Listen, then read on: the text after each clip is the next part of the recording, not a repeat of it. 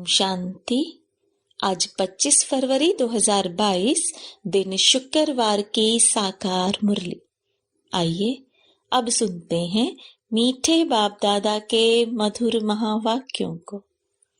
मीठे बच्चे, कदम कदम पर बाप की श्रीमत पर चलना, बाप की शिक्षाओं को धारण करना, यही अपने ऊपर कृपा करना है। प्रश्न: बच्चू बादशाह और पीरू वजीर दोनों इस समय हर एक के अंग संग हैं, कैसे?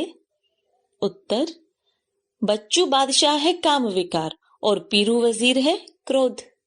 दोनों का आपस में बहुत गहरा संबंध है। सभी मनुष्य इस समय इन दो के वशीभूत हैं। अगर कोई बाप का बच्चा कहलाकर फिर काम या क्रोध के वशीभूत होता है तो बाप का निंदक बन जाता है। निंदक बच्चे अपनी तकदीर को लकीर लगाते हैं। बाप कहते, मीठे बच्चे, इन दुश्मनों को जीतो। क्रोध के लिए तो कहा जाता है, जहां क्रोध है वहां पानी के मटके भी सूख जाते हैं। गीत: बचपन के दिन भुला न देना, आज हंसे कल रुला न देना। ओम शांति। बच्चे जानते हैं कि सभा में कौन आया। बाप और दादा इकट्ठे। अगर साकारी होता तो बाप अलग दादा अलग होना चाहिए। यह है वंडरफुल निशानी। कौन आया? बच्चों की बुद्धि कहती है शिव बाबा आया। स्वर्ग का रचयिता एक ही बाप होता है, दो नहीं। हाँ, मददगार जरूर मिलते हैं। बाप और बच्चे दोनों से काम चलता है। बलिहारी बाप की सो बलिहारी बच्चों की। यह दादा भी बच्चा हो गया ना। यहाँ तुम क्लास में आते हो। सभा अक्षर भी कॉमन है, सभाएं तो बहुत होती हैं। यह है भगवान की पाठशाला। सब तरफ देखा जाता है कि बरोबर यह नॉलेज सुनकर धारण कर रहे हैं। इनका मुखड़ा प्रफुल्लित हो रहा है। सुनते सुनते खुशी का पारा चढ़ता है। हद के बाप टीचर गुरु भी होते हैं। यह है बेहद का बाप टीचर। वह आज तुमको पढ़ा रहे हैं तो कितना खुशी का पारा चढ़ना चाहिए। बच्चे भी ढेर हैं। शिव भगवानुवाच व शिवाचार्य भी कह सकते हैं। वह है ज्ञान का सागर। शिवाचार्य के बाद फिर शंकराचार्य आते हैं। सन्यास भी दो प्रकार का है। यह है सतो प्रधान देवी देवता बनने के लिए सन्यास। सहज योग है। तुम जानते हो बाप इस दादा के तन में आया हुआ है, इसलिए बाप दादा कहना पड़े। ग्रैंड चिल्ड्रन होते हैं ना, वह तो साकार फादर ही grand father, great grand father बनते हैं। यहाँ है निराकार ग्रैंड फादर। बाबा इसमें प्रवेश कर तुमको सुनाते हैं। जो ब्राह्मण कुल के बने हैं वह ईश्वरीय संतान ठहरे। कहते हैं, हे परम पिता परमात्मा, हम आपके थे, फिर 84 जन्म का पाठ बजाया। कितनी सहज बात है। लौकिक में भी बाप को 5-7 बच्चे होते हैं तो उनमें से 1-2 कपूत निकल पड़ते हैं। इस बाप को कितने बच्चे हैं तो कितने कपूत और सपूत होंगे। कोई में काम की, कोई में क्रोध की प्रवेशता होगी। घर में किसी एक को भी क्रोध होता है तो लड़ाई हो जाती है। क्रोधी घर को बड़ा दुखी कर देता है। यहाँ भी कोई में क्रोध का भूत है तो शिव बाबा का निंदक ठहराना, बाप का नाम बदनाम कर देते हैं। अर्थात अपनी तकदीर को लकीर लगा लेते हैं। क्रोध बहुत बड़ा भारी दुश्मन है। जहाँ क्रोध कलह क्लेश होती है उनको नरक कहा जाता है। कहते हैं, क्रोध घर के मटके का पानी भी सुखा देता है।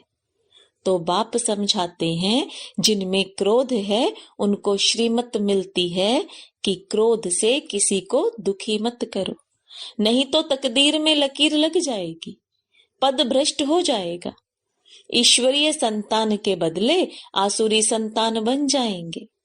यहाँ तो लिखा ही जाता है, डीटी सावर्निटी इज योर गॉड फादरली बर्थ राइट। तुम्हारा हक है सतयुग का पूरा वर्षा लेने का। पूरा वर्षा ले लक्ष्मी नारायण बनना है।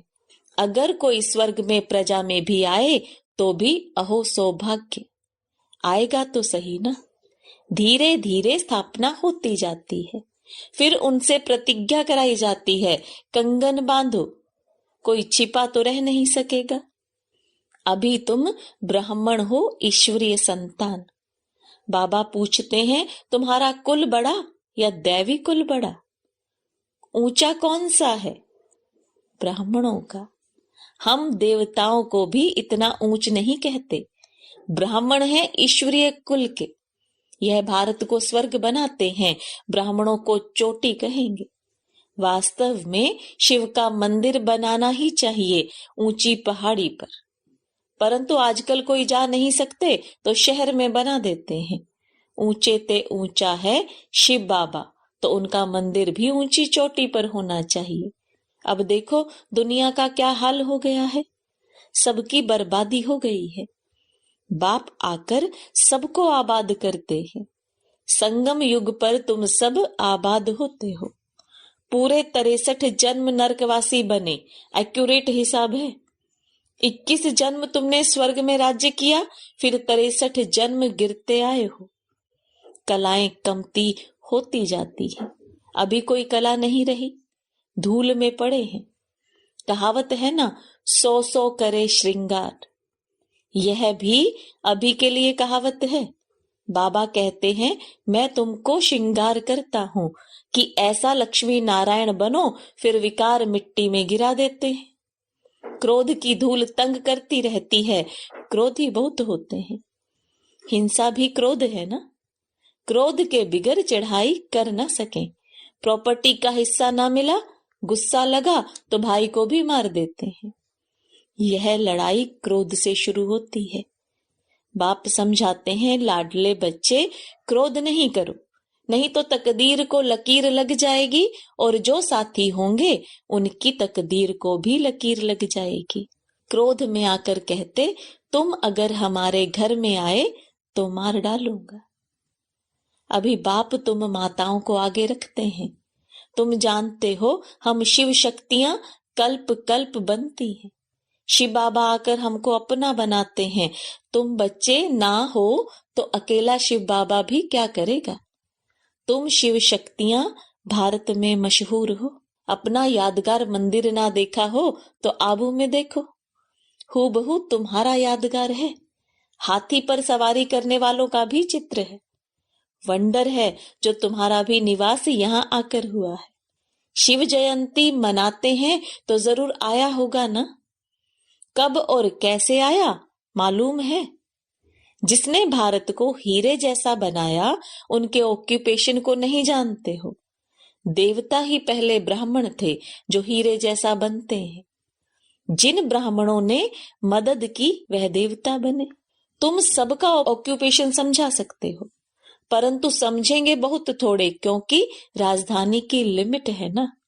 इसलिए कोटों में कोई कहा जाता है। मम्मा बाबा कहकर भी फिर भूल जाते हैं। अहो माया तुम कितनी दुष्टर हो। यह तो होता ही है।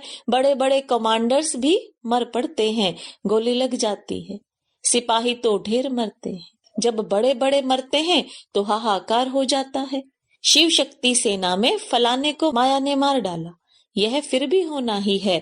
प्यादा मर जाए उनका इतना ख्याल नहीं। महारथी के लिए सब कहेंगे, हाय माया ने इनको मार डाला। ऐसे नहीं कि स्वर्ग में नहीं जाएगा, भल आएगा, परंतु पद भ्रष्ट हो पड़ेगा। इसलिए बाबा कहते हैं उस लाइन में नहीं जाना। कल्प पहले जो गए हैं वह तो जाएंगे ही। समाचार लिखते हैं, फलाना 4 वर्ष से रेगुलर आता था, फिर माया ने पकड़ लिया है।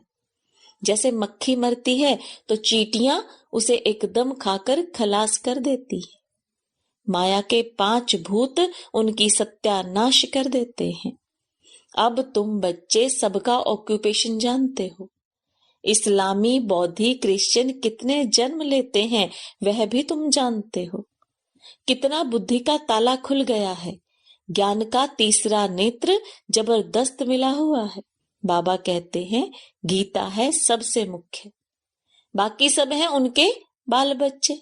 गीता है माई बाप, माई गीता और बाप शिव, उनसे हम पैदा हो रहे हैं। वैसे ही और शास्त्र भी सब उनसे पैदा होते हैं। जैसे आत्माओं का हेड शिव बाबा सबसे ऊपर में है, वैसे सब शास्त्रों से ऊपर है सर्व शास्त्रमयी शिरोमणि श्रीमद् भगवत गीता। सिर्फ कृष्ण भगवानुवाच डालने से सारा गीता का प्रभाव उड़ा दिया है। यह भी ड्रामा में है। मूल बात है निरंतर शिव बाबा को याद करते रहो। जो बाप की श्रीमत पर पूरी रीति चलते रहते हैं, उनकी याद भी वृद्धि को पाती रहेगी। जितना आज्ञाकारी वफादार होकर रहेंगे, कहेंगे बाबा मैं आप पर बलिहार जाता हूँ। देह सहित सब कुछ भूल अकेला बनना है, इतना संन्यास करना पड़े। बहुत बच्चे हैं जो बिल्कुल बंधन मुक्त हैं, आते रहते हैं तो भी जैसे मोह के कीड़। पति व बच्चों के साथ मोह है तो शिव बाबा के साथ बुद्धि योग लगा ना सके। जब तक सच्ची दिल से साहेब पर बलिहार ना जाएं, गपोड़े तो भल लगावें, परंतु इसमें बलिहारी पूरी चाहिए। पूरा ट्रस्टी बनना है। कदम कदम पर श्रीमत लेनी पड़े। बहुत बच्चे हैं जो शिव बाबा को पोता मेल भेज देते हैं, फिर पूछते हैं शादी कराएं, मकान बनाएं। बाबा कहेंगे फल बनाओ, हर्जा नहीं। कभी ना नहीं की जाती। जब नष्टो मोहा बन जाते हैं तो पूछने की भी दरकार नहीं। ऐसे नहीं कि कोई पूछे विकार में जाऊं तो कहेंगे हाँ भले जाओ, नहीं, यह तो फिर मूर्खता कहेंगे। बाकी कोई बात में नुकसान नहीं है तो भले करो। नष्टो मोहा हो, फिर तो जो चाहे सो करो। बाप जानते हैं तुम सर्विस में तत्पर रहेंगे, बाप को फॉलो करते रहेंगे। यह पुराने बच्चे सब बलि चढ़े हुए थे ना, बलिहारी की भी महिमा है तो सब गरीब। माताएं बड़ी अच्छी हैं, इन्हों को क्या बलि चढ़ना। बलि चढ़ना होता है साहूकारों को। स्त्री को तो कुछ देते नहीं है, कोई विरले स्त्री के नाम पर सब विल कर जाते हैं, नहीं तो बच्चे आदि सब लूट लेते हैं। आजकल तो कोई भी कुछ सुनता नहीं, 2 पैसा दो काम निकल जाएगा। जजमेंट भी झूठी दे देंगे, फिर भल कोई का बेड़ा गर्क हो जाए। बाबा को तो कहा जाता है supreme justice, supreme teacher, supreme सतगुरु, फिर सुप्रीम धर्मराज भी कहा जाता है। उनकी जजमेंट में नीचे ऊपर कुछ नहीं हो सकता।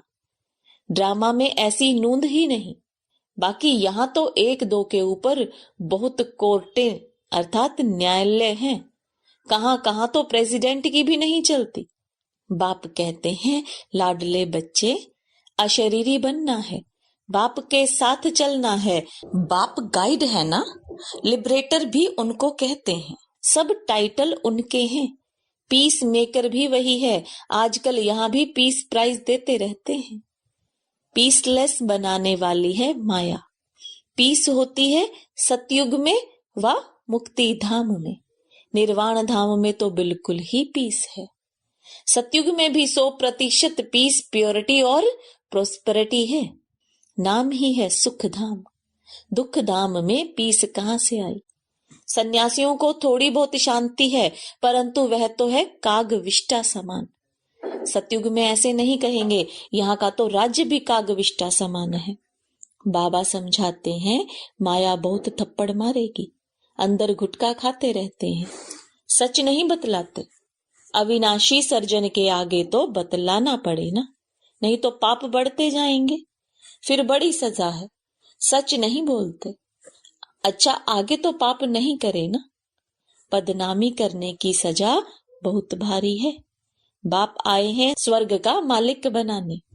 इसमें जो विघ्न डालते हैं वह सजा लायक बन पड़ते हैं। असुर विघ्न डालते हैं, तुम बच्चों को तो नहीं डालना चाहिए। इसमें ही तुम बच्चों का कल्याण है। क्रोधी का मुंह देखना भी पाप हो जाता है। Hear no evil. क्रोधी का मुंह भी नहीं देखना चाहिए। लोभ मोह भी कम नहीं है। बच्चू बादशाह है काम, पीरू वजीर है क्रोध। यह दोनों बड़े डाकू हैं।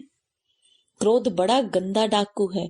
सपूत बच्चे वह हैं जो बाप से पूरा वर्षा लेकर नाम बाला करते हैं। यह बाबा कहते कि बच्चियां हमसे होशियार हैं। शिव बाबा से तो होशियार कोई हो ना सके। बाप ही बच्चों को सिर पर चढ़ाते हैं। बेहद के बाप दादा को भी बच्चों के लिए रिगाड़ प्यार है। चाहते हैं हर एक बच्चा अपना राज्य भाग्य ले, सदा सुखी बने।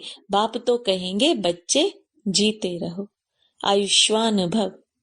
बाप जो शिक्षा देते हैं वह धारण करने की अपने ऊपर कृपा करो। श्रीमत पर नहीं चलेंगे तो तकदीर को लकीर लगाएंगे। तुम जानते हो शिव बाबा परम धाम से आए हैं स्वर्ग का वर्षा देने। फिर जितना जो पुरुषार्थ करेगा, जितना अपने ऊपर कृपा करेंगे, उतना अपने को ऊंचा बनाएंगे। विकार में गया तो दीपक बुझ जाएगा, फिर ज्ञान घृत धारण नहीं होगा।